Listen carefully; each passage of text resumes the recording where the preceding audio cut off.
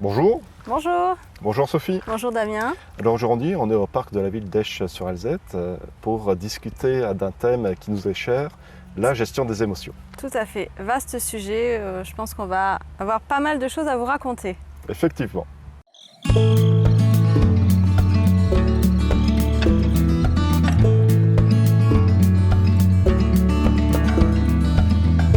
Donc, je suis Damien Portelano, président de YouMental, coach consultant certifié, expert en innovation managériale. Je suis aussi formateur. Et je me présente, je suis Sophie Righetti, sophrologue, énergéticienne, conseillère en élixirs floraux et accessoirement aussi pharmacienne. Alors, qu'est-ce qu'une émotion? Une émotion, je dirais que c'est déjà un système d'alarme. Donc une émotion, elle va surgir quand vous avez un événement extérieur qui va venir perturber votre équilibre intérieur. Donc c'est vraiment un système d'alarme et un allié. Donc c'est vraiment pour vous dire attention, il y a quelque chose là qui ne va pas pour toi. Donc c'est utile et naturel en fait. C'est utile et naturel. Et c'est très bref aussi, une émotion. Très bref. Voilà. Et ça engendre une réaction qui peut être un mouvement. Tout à fait. Donc fuir, par exemple, hop, on a une émotion de peur, on va fuir. Ouais. Et il y a une très grosse anomalie dans le règne animal, qui est celui de l'homme, c'est que malheureusement, nos émotions, parfois, ne vont pas engendrer des réactions. Tout à fait. En fait, autant avant, l'animal, quand il a peur, il va fuir. Quand il est en colère, il va réagir de suite. Nous, c'est difficile. Par exemple, si on est au travail et que notre patron nous pompe l'air, c'est difficile des fois de réagir. On est obligé de se contenir. Donc, on a appris cette habitude en fait d'étouffer un peu nos émotions. Et souvent, d'ailleurs, les émotions, c'est vu comme signe de faiblesse. Totalement. Donc, quelqu'un qui va pleurer, on va dire qu'il est faible, alors que non, on est juste humain et c'est normal. Après, il ne faut juste pas se laisser déborder par ses émotions. Voilà, exactement. Et au travail, ces émotions qui ne sont pas prises en compte vont créer certaines usures qui peuvent se transformer en épuisement professionnel. En épuisement professionnel et aussi à la longue en maladie parce que en fait, quand les émotions ne sont pas entendues, elles vont passer par un autre biais pour se faire entendre et très souvent, elles passent par le corps qui est son moyen de se faire entendre, parfois un peu violent. On reviendra dessus tout à l'heure. Ouais, tout à fait. Il y a une autre pathologie, c'est l'alexithymie. Alexithymie, c'est un peu difficile à dire. C'est que les personnes ont du mal donc à exprimer leurs émotions, à les identifier, à les reconnaître, ces émotions et les émotions des autres. Et ça peut être vraiment une pathologie qui affecte donc la vie de la personne. Il y a quand même 15% donc des Français qui ont cette pathologie.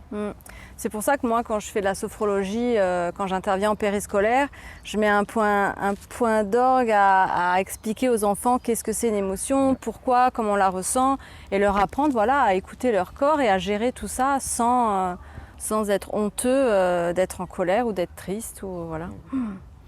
Et dans ces émotions, il y a les émotions primaires qu'on entend derrière. D'ailleurs, on est au parc, on entend donc des enfants qui sont en pleine joie, qui rigolent.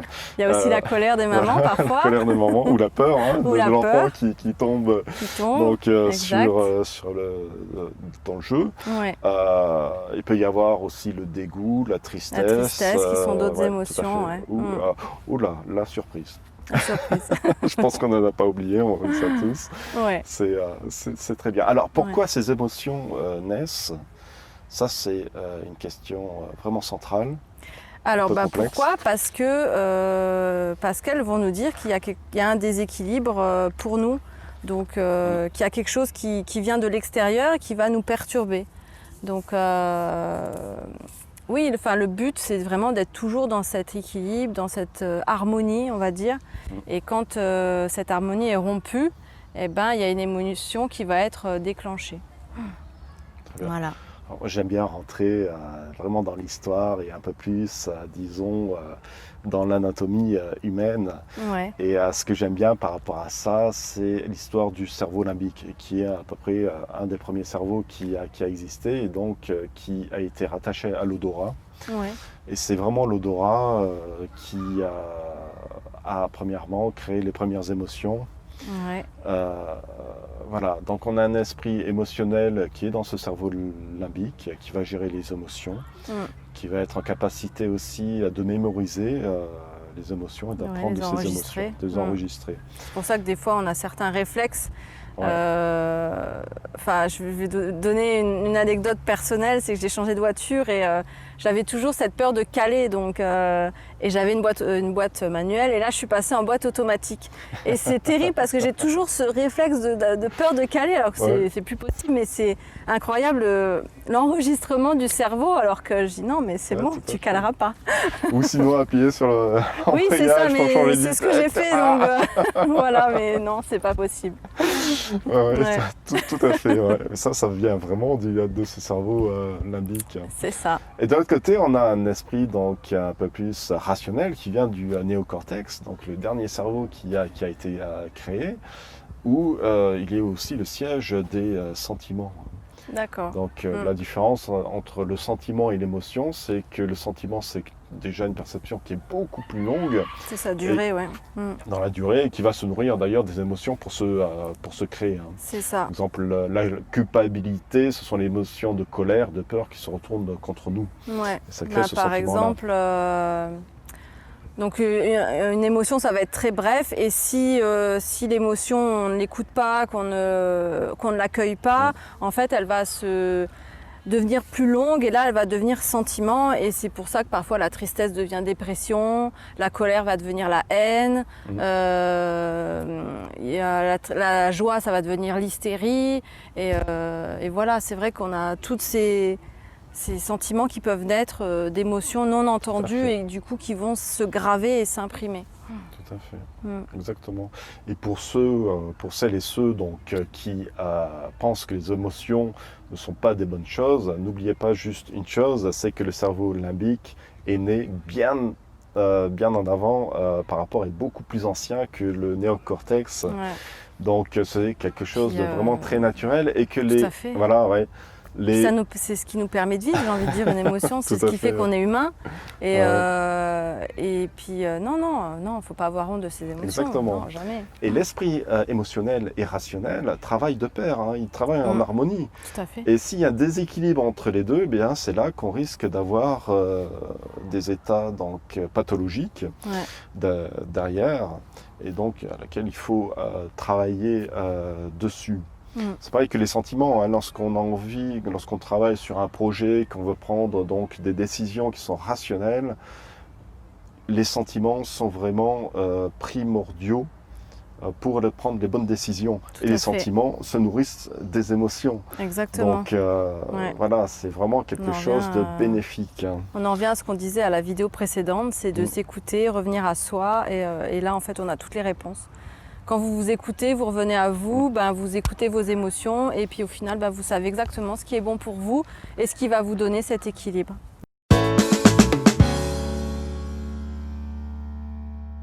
Quelques exercices pour écouter ces émotions, pour pouvoir les gérer. Alors oui, alors par la sophrologie, moi ce qu'on propose souvent en sophrologie, ça s'appelle un ancrage. Donc comme une émotion c'est très bref, on va ancrer, si vous voulez, cette émotion par un geste, par la visualisation d'une couleur ou de quelque chose qui nous parle en fait, mais très souvent on utilise un geste et ça nous permet finalement d'ancrer cette émotion à l'intérieur de soi. Et ça c'est un exercice qui est assez sympa en sophrologie. Après, l'un des piliers de la sophrologie, c'est l'intégration du schéma corporel, donc revenir à son corps, à écouter son corps et voir comment il nous parle. Quand j'ai peur, comment je suis, quand je suis contente, comment je suis, quand je suis stressée, comment je suis. Et tout ça, c'est des indicatifs qu'on utilise beaucoup en sophrologie. Après, des exercices de visualisation. Enfin voilà, après il y a plein de choses à mettre en place. Enfin moi à mon niveau j'ai beaucoup de choses. Après je vous parlerai des élixirs floraux par la suite. Mais peut-être parler toi de ton point de vue en tant que coach. Qu'est-ce que tu proposes pour la gestion des émotions justement? Bon, en tant que coach, j'adore l'outil qui est très utilisé, c'est le CVBLE. C'est-à-dire que le C, c'est pour les croyances, hein, qui peut être limitantes ou aidantes. Le V, ce sont les valeurs. Est-ce qu'on a acquis nos propres valeurs ou est-ce que donc on a hérité des valeurs de nos parents qui ne sont pas les mêmes et donc ça risque de créer des émotions négatives en soi. Les besoins, le B, les besoins, est-ce que on apporte du plaisir, est-ce qu'on se fait plaisir, est-ce qu'on nourrit nos besoins qui vont nourrir automatiquement nos valeurs?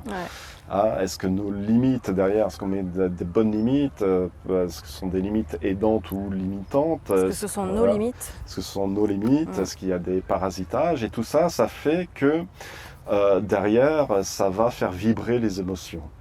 Donc bien se connaître, c'est primordial. Bien connaître ses valeurs, qui on est, bien connaître, voir si nos croyances sont vraiment aidantes. Et nos envies et nos besoins. Nos envies, nos besoins, etc. Donc ça, c'est vraiment un outil que j'utilise énormément donc, au niveau du coaching. Voilà.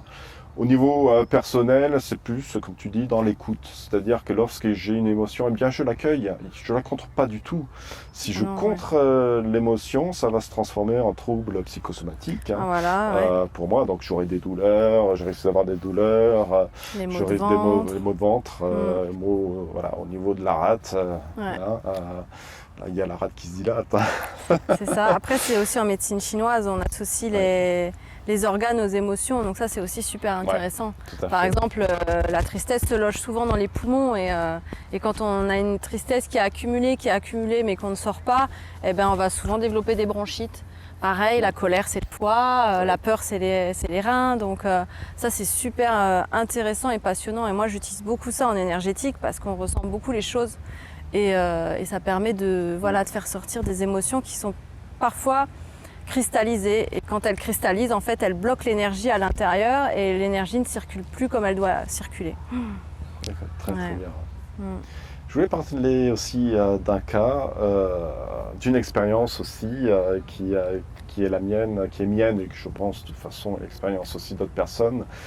C'est ce que j'appelle aussi l'hypersensibilité qui nous amène à une capacité qui est extraordinaire, je trouve, c'est l'empathie. Mais qui pour certaines personnes de notre entourage, proches ou pas proches, privés comme professionnels, peut être considéré comme, de l'égocentrisme, être égocentrique. Voilà. Et ça, je voudrais bien en parler parce que il nous arrive comme ça d'être accusé d'être égocentrique. Donc moi, je suis allé voir, c'était avant d'être coach, je suis allé voir une psychologue vraiment pour travailler là-dessus. Et donc avec le travail que nous avons fait tous les deux, j'ai bien compris qu'il n'en était rien. Mais j'ai bien compris aussi que ce sont souvent donc des failles de dépendance, voire de dépendance affective. Et que certaines personnes dans l'entourage, ça peut être au travail, ça peut être un ami, ça peut être une compagne, un compagnon, etc., va vraiment utiliser cette faille pour manipuler. Ouais, mais après, est-ce que justement on rencontre pas cette personne-là et qu'elle vient pas nous donner un effet miroir sur ce qu'on a à travailler parfois? Ça, c'est exactement ça. C'est-à-dire que si vous avez cette expérience, c'est vraiment, s'il y a une corde sensible qui est vraiment tirée comme ça, qui vous fait mal, c'est que vous avez généralement quelque chose à travailler. Donc, faire très attention à ne pas rentrer dans des jeux relationnels et psychologiques. Je pense bien sûr au triangle de Karpman, excusez-moi, donc qui est vraiment quelque chose de commun, qui qui est utilisé assez souvent, hein, c'est-à-dire que vous avez la partie victime, sauveur et persécuteur. Il y a une victime, vous êtes sauveur, donc la victime va rentrer en relation avec le sauveur qui va essayer de l'aider, et s'il n'arrive pas, voilà, la victime peut se changer en persécuteur, etc. Ouais. Hein, donc, c'est très vite résumé. Je pense que je ferai une vidéo vraiment sur ce type donc, de jeu relationnel, très intéressant. Par rapport aussi aux émotions, nous avons l'intelligence donc émotionnelle. Ouais. Voilà, donc ça c'est une partie que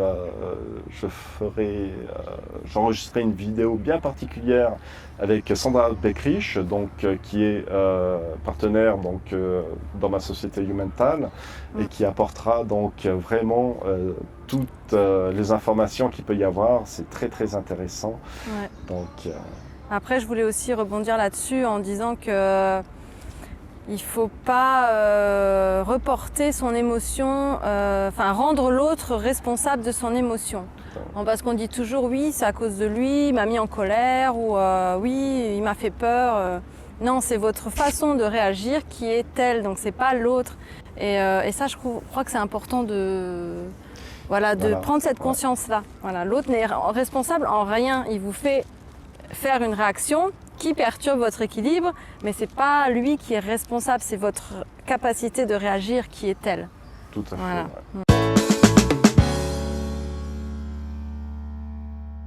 Et du coup, pour terminer un petit peu, je voulais vous parler de tout ce qui est élixirs floraux, parce que moi, c'est devenu presque une passion. J'ai découvert ça alors qu'en pharmacie, je suis amenée à les rencontrer, mais je m'étais jamais posée sur le sujet. Et il y a quelques années, en fait, j'ai fait un atelier, et, j'ai découvert les élixirs floraux et je suis tombée amoureuse. Je les ai testés personnellement et c'est vrai que ça a changé énormément de choses dans ma vie. Voilà. Les élixirs floraux vont vous apporter un équilibre, une harmonie au niveau émotionnel, et ça ne va pas changer votre caractère. Vous avez votre caractère, vous êtes comme vous êtes, mais elles vont permettre de stabiliser et de mieux réagir à certaines choses et à aller chercher finalement des ressources qu'on ne pensait même pas avoir à l'intérieur, et je les trouve juste incroyables. Je les travaille beaucoup.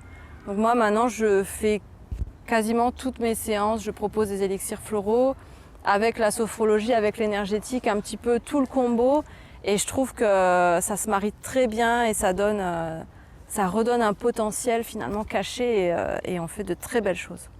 Ben merci Sophie. Ben merci à toi Damien. Et puis on se voit la prochaine fois. C'est ça. Pour la gestion du stress, non? La gestion du stress, c'est ça, exactement. Préparons-nous. Exactement. Merci. Merci à toi. Au revoir. Au revoir, bonne soirée. Merci.